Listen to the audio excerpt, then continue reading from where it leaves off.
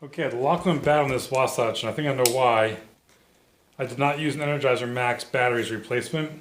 I heard those can damage the electronics, and it certainly did. So I had to order up a new setup here, and hopefully this fits in here. It's not the right color. It's like $45 on Amazon. Comes with keys. I hope I can use the old one and keep the same old keys. So hopefully I don't need that portion. But the big thing is going to be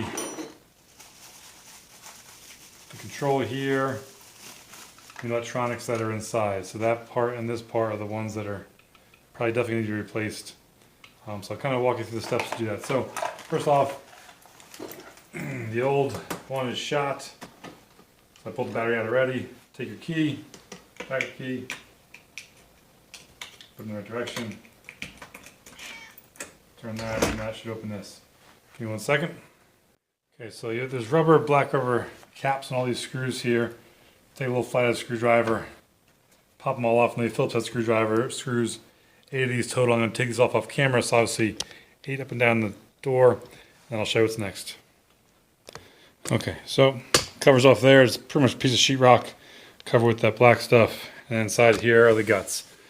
So essentially I need to replace this part, aluminum, and the keypad there. So shouldn't be too difficult. Hopefully the holes match up right here. I'm going to try and use the same speaker if possible.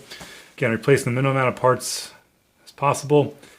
I may need to do this lock here just in case that got damaged with the low battery.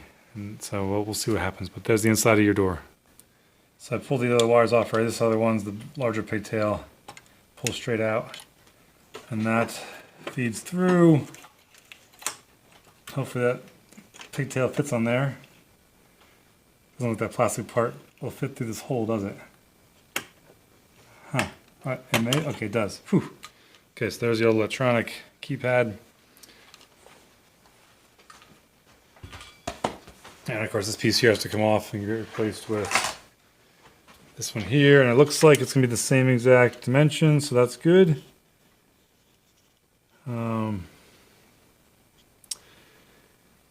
Yeah, so we're getting there. So I'm pulling this inside control board off now. Just 2 Phillips head screws. Don't lose these screws as they're not supplying the extras in the box, I don't think. So be careful to not drop any. And I almost dropped it there. Don't drop it, don't drop it. Okay, caught it. Okay, so we'll see if we can reuse little electronics for this one. I don't think there's an up or a down here, so I'll put this side down just for giggles.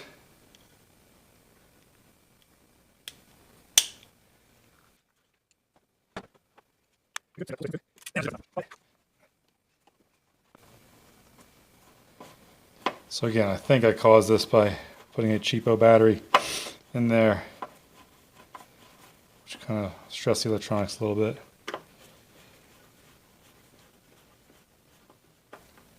Okay, now this part, I obviously know where this goes. There's only one plug that matches that.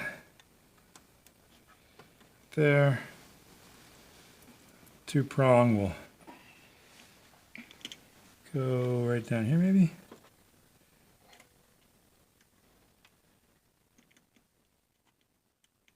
Probably them upside down because these seem to want to go the other way, but it'll still work. Okay, now put this new keypad, feed this wire through the slot where the old wire went. This one is much smaller. Plug this guy in right there. Okay, now we got our battery. I know it's good Energizer Max.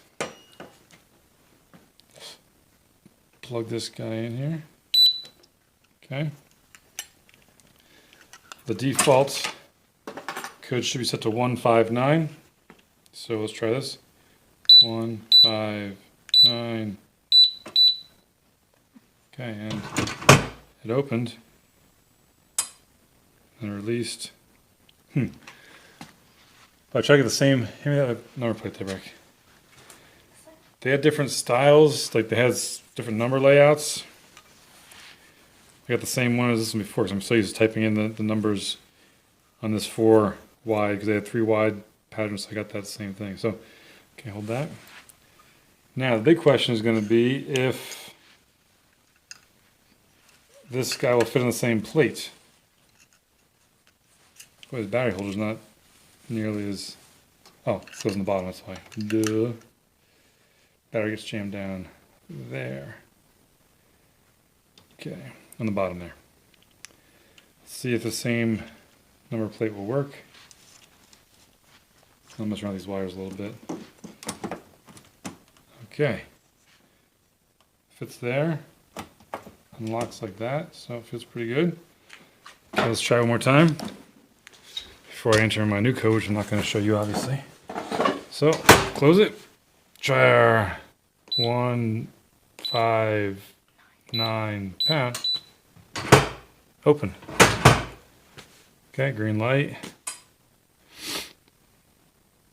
And then it locks. So we're good. 159. Okay. Well, I think just replacing that this way, if I replaced this component right here, I'd have to use the new keys that came with it. So I'm not going to bother. So I think that's all I need to do right here. It's the alarms. Everything else should be identical. Beeps are fine. And so what I'll do now is I'll put the door back on, button this back up, and then change the code for my code. What goes on inside here. So when your handle rotates right here, it slides this lock over here, which puts the live bolts out. Okay? And then this right here is a little plunger for this part here. So when I put the code in here, a magnet will pull that plunger over. 159 pound. It pulled that plunger over, and then it allows this to slide up. Okay? And then therefore we can open it up. So I'm going to do something with this wire here, because it's kind of like it's hanging in a spot, and like I don't want this to get rubbed by here, so maybe I'll lash this up here and put a little zip down here. But that's how the lock works. Pretty simple. Everything else is identical, so no need to change anything else. Put this door back on after I kind of lash this wire up here a little bit out of the way. I would strongly recommend using a non-power tool for putting these back in.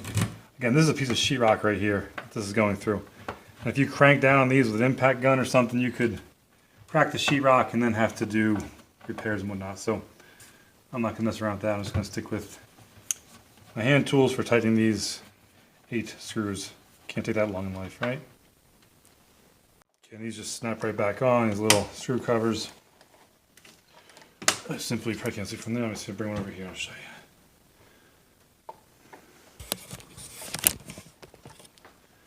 Screw, put it straight on, and that's it. So that times 8.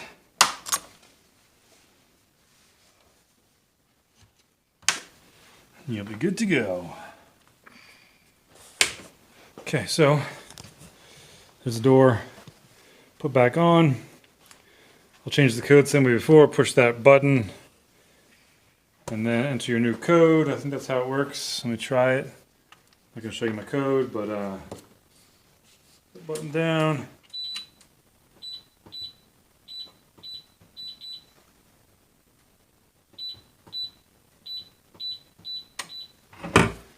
Okay,